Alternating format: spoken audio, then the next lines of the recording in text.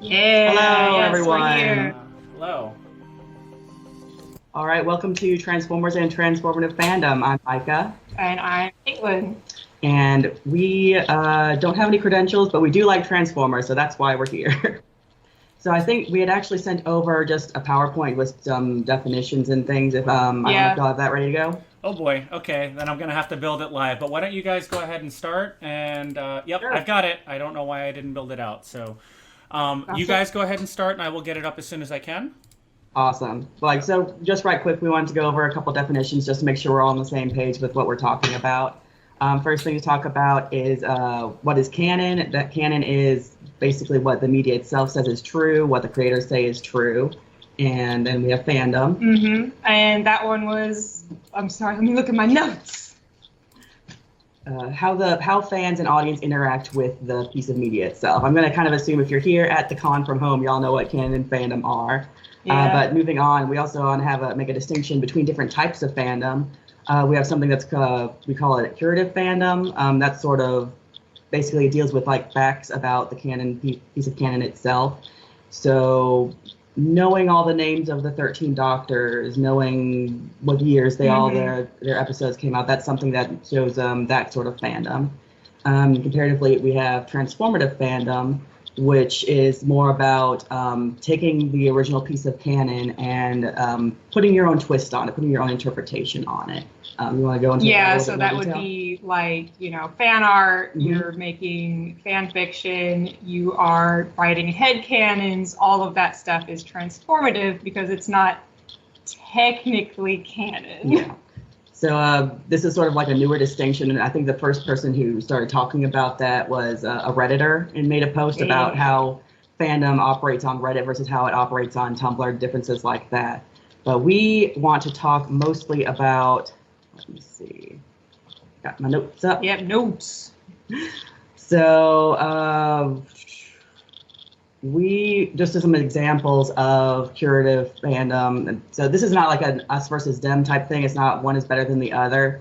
So there can be good and bad elements to both. Just as an example of a good piece of curative fandom would be wikis. People put a lot of effort into recording every piece of detail about every character, every event that they can possibly have about a piece of media. I think the TF wiki is actually a really good one.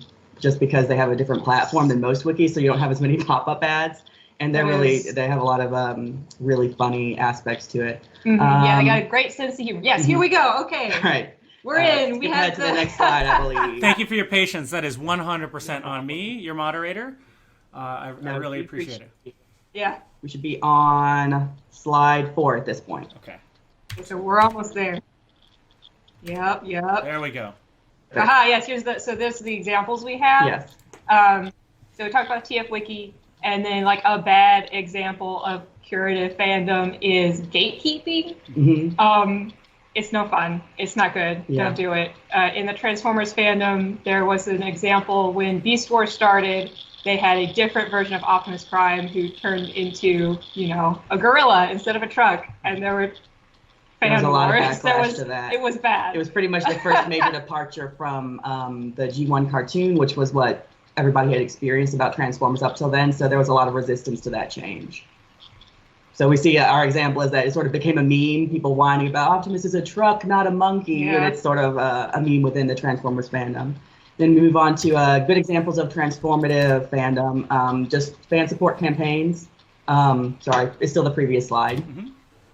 So one example, a Transformers example of that is there was a pretty popular cartoon show in the late 2000s called Transformers Animated. And it was canceled after its third season, even though a fourth season had been pretty much plotted out. A lot of fans raised a ruckus saying we really want this content, and we did not get the actual fourth season animated, but they did create a fan book with all the information about what would have happened. Yeah, so that was pretty fun. And then another example of bad Transformers fandom, everybody's pretty familiar with that.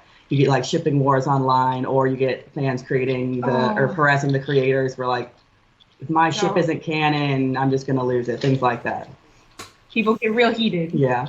So if we move on to our next slide, it's our opinion that in order to have a good experience in fandom, you need to have elements of both. So if you have if you're just experiencing fandom on a curative level, it's really just knowing facts and details about the piece of canon itself. You really have to have some way to interpret them, even if it's just for yourself, in order for it to be meaningful. And then transformative side, if you don't really have any connection to canon, you're writing original fiction, which isn't bad, but if someone is coming to you for Transformers fiction or Transformers fan art, they want to have some sort of connection to it, some way to engage with it. So like as an example, you want to write your coffee shop AU of Transformers. Obviously, that's not going to have a whole lot of plot elements from the original franchise, but you can have the names of the personalities of the characters or different relationships between them. Maybe Optimus Prime is running a coffee shop that has a rival coffee shop across the street, something like that. Darn Megatron in his coffee shop. Exactly. So one thing that I do want to mention before we move on is that curative fandom, in my opinion, is really good for keeping track of discrepancies in canon. Just as an example, in the IDW comic, More Than Meets the Eye, there's a lot of chaos going on in this particular scene. But in one panel, you have on the wall, there is a gun that's been mentioned before. And then in a later panel, it's the same sort of thing, but the gun is gone. You could just say like, oh, the artist forgot to draw it.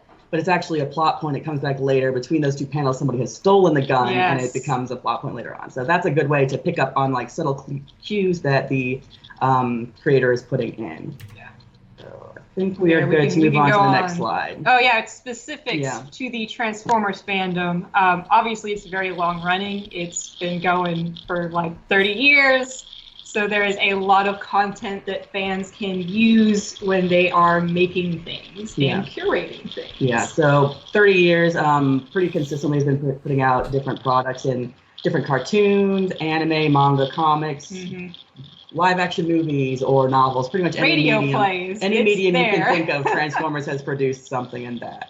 Another thing is that, and this is something I think is very unique to Transformers itself, there's multiple different continuities. You have like the G1 Generation 1 cartoon, you have the Transformers animated cartoon, Transformers Prime, and all of those are equally Transformers, but they might not have anything to do with each other. So you have Optimus Prime from the G1 cartoon, you have Optimus Prime from the Transformers animated cartoon. They look very similar, they have the same name, but they're honestly pretty different characters. Yeah, they are very different people. Both equally Optimus Prime, and you can like admire and look up to them equally as Optimus Prime.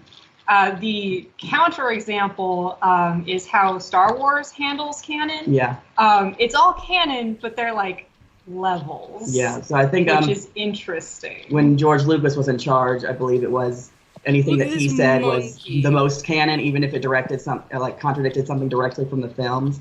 That's not the case in Transformers. It's just like it's also canon, but it's in a different universe, basically. Everybody kind of accepts that and moves on. So that takes us to our next slide, which is something that I think is very unique to the Transformers fandom and is very interesting to us when we were getting into fandom. Yeah. And that is the personal canon. We have ripped this definition directly from TF Wiki, if you will. I will read it for you. Yes. All right, a personal canon, headcanon, or a more limited personal continuity is one fan's interpretation of the Transformers mythos. This can range from picking and choosing stories and characters that they favor and assembling them as they like, to discarding one or two distasteful properties from an otherwise accepted continuity. So one big example is in when we had the 2007 live-action movie that Michael Bay produced, the very first live-action movie. There was a really popular character named Jazz, who's, like I said, very popular in different continuities of Transformers. Was kind of glossed over as many characters were in the movie itself. But this character was killed because Michael Bay wanted there to be emotional reaction, and this character was very popular. But a lot of the fans, when they were producing content afterwards, pretty much just ignored that happened. Yeah. There was no, if you were writing a fan fiction, oftentimes you would come across Jazz is alive. There's no explanation, there's no tagging, you just have to accept it, and people do have to accept it. He's just here. Jazz Real quick, just so you know, we lost our lobby. It crashed. So I'm going to be working on trying to get that up. Yep. It says Con Lobby Live. It's actually Con Lobby Dead right now, but they can still hear you through the stream. And looks like we had somebody join in. Yeah, we have our next participant here early, so we're gonna go ahead and kick her. Sorry about the interrupt. No, you guys are rolling. All right, we're still live. Yeah, you're still live. Go ahead and continue. Keep it up. You guys are on a roll. Thank you. Next panel. Now, are we on the next panel yet? Yeah. We talk about personal continuity. Okay, so just as an example, like, so really people, when they're experiencing the Transformers fandom, they'll say, so what's your favorite version of Optimus Prime? Is it from the same continuity as your favorite version of Megatron? So a lot of times people will pick and choose, not necessarily whole entire characters, but character traits or events from different continuities and saying, this is what is most important to me, this is what matters to me, and this is how I want to experience Transformers. Yeah, so you can kind of build your very own Transformers. Yes, here we go. Yeah, fan influence. Yes. This shows a way, like in a way that fan engagement, especially in recent years, has become very transformative and has actually had an influence on canon that the Hasbro is producing. So first of all, we have our fan influence on Hasbro. 2010, they decided to launch a Transformers Hall of Fame. Initially, a lot of the votes were cast by Hasbro itself, saying we're going to induct these important characters, we're choosing these important voice actors, things like that. But there was one character who was decided by fan vote, and fans came together and voted for the Beast Wars character Dinobot, and it beat out several older and also very popular characters. Soundwave and Grimlock. Yeah. If you don't know much about Transformers, you probably know about them. Yeah. So that just shows like the way that the values that fans have are able to influence the actual canon that Hasbro is building. We also have the next thing on the slide is the Build-A-Bot fan poll, which was in 2013. Hasbro came out and said, hey, we are going to run a poll and y'all get to decide the new character who is going to get a new toy, and they kind of let the fans just go wild and pick. And the fans picked Windblade, who is a female Autobot jet, which is interesting because there's not a lot of ladies in Transformers. It's pretty rare. It's historically been a bit fraught, but in this case, all guys. Specifically, one of the questions they asked was, what gender do you want this character to be? And people came together and said, we want a female character. We followed up again in the next poll in 2015 to create a whole team of female characters that combine Voltron style into a bigger robot. And since then, Windblade has had several more toys. She had her own comic book miniseries and has made appearances in other cartoons and comics. And they've also created a whole lot more female characters because they could see this is the sort of concept that fans wanted. Yes. We want the ladies. Yeah. Next slide, please. Oh, Robbie's dead. I'm so sorry. Oh, yeah. So then we also have some fan artists who made it into official Hasbro creators. Yeah. So we've got Sarah Stone, who is the artist on the Windblade miniseries, the first one, which has gorgeous art. Yeah, she did all the pencils, lines, and colors, and it's beautiful. It's probably the best comic art I've seen in quite some time, actually. Yes, I believe she's working on Baldur's Gate right now. So not Transformers, but she was a fan. She did fan art and then became a Transformers artist. And we've also got Nick Roche, who was in a fan fiction group in the early 90s and is currently an artist for the IDW Transformers run. Yes, and he co-wrote the miniseries Last Stand of the Wreckers, which was pretty well received. His co-writer was our next person, James Roberts. He was also a member of that same fan club, and he wrote it was pretty much the flagship Transformers comic for several years called More Than Meets the Eye, and that was a fan favorite. People really loved that. Yeah, that is one of my personal favorites. So good job, James Roberts. Yeah. So kind of opposite to that, we have from the opposite direction. If you move on to the next slide, we have canon content creators who actually produced fan content, after they were already the creators. There's a novella called Alignment, which was written by Simon Furman. He was a really common Transformers. Let's say prolific. He wrote a lot of Transformers comics in the 80s and 90s and even the mid 2000s. Yeah. But during that time, he wrote a novella called Alignment.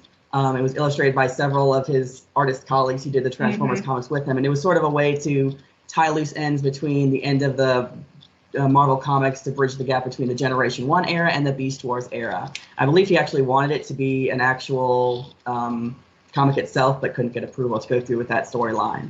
But a lot of people do like if they have read it, they like to use it as, part of their personal canon because it does tie up some loose ends. There is a villain from the end of his comic run who shows up for like one page and then doesn't get to do anything else because the comic ended. Yeah. So he talks about it in this novella. You get some backstory for this villain and sort of like his plans and goals and what's going on with that. What is his deal? And similarly, if you want to talk about the next one. Oh, yeah. So there is another, this is also a short story called Bumblebee at Tiger Pax. This is by Alex Irving, who wrote the Exodus novel, which is a video game tie-in for the War for Cybertron video game.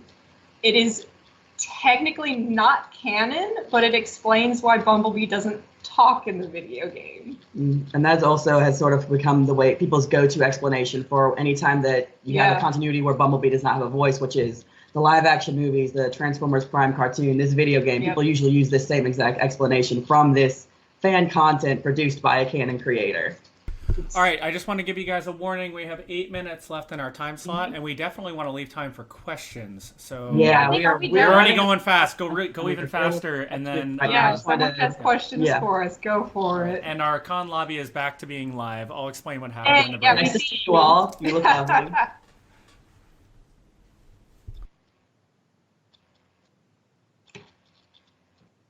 So go ahead and take it away.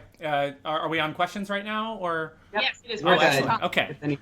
So if we have any questions within the chat, the various chats, go ahead and ask them, and we will relay them. Otherwise, okay.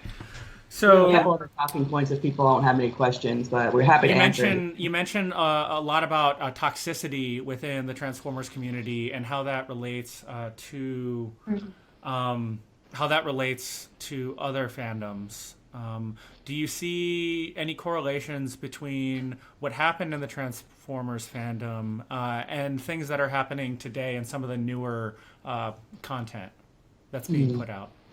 I mean, it does kind of depend on where you run, like what your circle of fans is. Everything happens in every fandom. It's nothing's really unique. You can find it if you look for it. I think a lot of the really gatekeeper fans in Transformers at least kind of keep themselves to this one particular forum. So if you avoid that, you can be okay. But even then, if you're on Tumblr a lot, you'll get into a lot of like the shipping wars, things like that. So it really is. You just have to like curate your own experience and like make sure that the fans that you're interacting with are the ones that have the same sort of, maybe not even the same headcanons, but the way of approaching fandom as you. So they're not going to be like very aggressive about it. Okay, and the questions are streaming in. That is for sure now. Oh, yeah, all right. Lay it on us. I don't know anything about Transformers. How should I start to get into it? Transformers Wiki. I swear, it's great. It's really funny. It's funny to say that about a wiki, but it's extremely funny. You'll have captions for the pictures that are hysterical. But if you want something like a recommendation from us, if you're into comics, I do recommend the More Than Meets the Eye comics from IDW. Yes, if you can get ended those, a couple of years ago. The art's very good. The story's very good. The characters, especially, are very interesting. If you want something shorter, the Windblade miniseries, it was written by a woman. They wanted an all-female creative team. Yep. It's 4 issues. The art's beautiful. The story's interesting. It might be... It is from the point of view of like a new character. Yeah. So somebody is coming into the political situation and she doesn't really understand it. So that might be a good way to jump off. If you're more into the cartoons, Prime. Transformers Prime. Yeah, I recommend Transformers Prime, which I believe is currently all on Netflix. Okay. It's just like a good, solid series. Yeah. The animation's very good. The characters are very much the traditional Optimus Prime and the traditional kind of Generation 1 characters. If you want something a little more different, we really loved Transformers Animated when it was coming out. We do love Animated a lot. kind of seen as like the redheaded stepchild because the animation is very cartoony and the characters are very different than they have been before. Okay. Something you see a lot in the Transformers creation itself is name reuse. So you'll have a character that has the same name as a character from a different continuity, and they might have a completely different personality, or they might be basically the same character. It's just you just have to take it as it comes. Your enthusiasm for this is definitely it definitely comes through. Let's put it that way. Yes, enthusiastic. How many layers of canon are there? How many layers of canon are there? I don't know that layers of canon is the correct word. Anytime you have a different continuity, that is its own canon. It might be of other different continuities or maybe like different pieces of media that tie in together. So they're kind of called like universal streams. cartoons. That's the They're trip form. all part of the Transformers nexus. But like, we're getting very technical here. There is a you specific universe in Transformers where you can look at other universes in Transformers, and they all have a different universal stream and a different name. Each of these different universal streams is a different show or comic or something like that. So they all exist within the Transformers universe, and they're all canon, but they can all be very different from each other. Somebody made the comment, metaverses. Exactly. Yes. It Different sounds like dimensions. the Marvel universes. And that's just like kind of an aspect of Transformers canon. Okay. We've got some other comments, questions, but I'd like to close it out to what about folks that know that like this just started out as toys, and they kind of look down on it about that. What would you say to convince them that it's a good story? So the initial Generation 1 cartoon was very much driven by toy sales. They even there's tons of instances where they're like, we're going to kill this character to get him out of the way so we can introduce this new character that has a new toy. That's very much changed in recent years because all the cartoons and comics are more plot driven and more character based. Like they're still not afraid of killing off characters, but they've gotten better about it. So if they know that a character has to be killed, they'll give them a good a good send off. Yeah. Prime especially, I think, is a good example of this. It's much darker in tone than most Transformers cartoons, but it does, like, it's kind of character driven. There's an overarching plot. It's got a small cast, so they can't really kill off anyone because there's not enough people to kill. So if you look down on it for being associated with toys, you can just ignore the toys. You can choose your own things that you care about. And when you're in the Transformers fandom, you're getting into that. Okay. You got 20 seconds for any last thoughts? I think we're pretty much good. Thank you all for viewing. Yeah. I hope that Thank you for joining us. That your enthusiasm is definitely comes through, and I can definitely feel it. Yeah. All right. Well, that's a good one.